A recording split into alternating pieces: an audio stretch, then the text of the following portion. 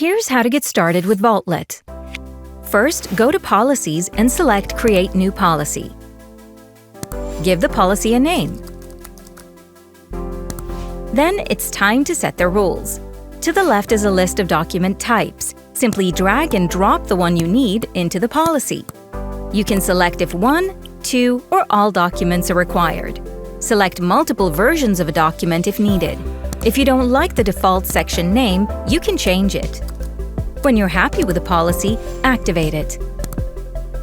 Now it's time to send a request. Invite a user by email or upload a sheet. Once the client has filled out the request, you can start reviewing. Vaultlet scans and enters the data. Easy peasy. If you reject a document, the request is sent back to the client. Approve, and then you're done.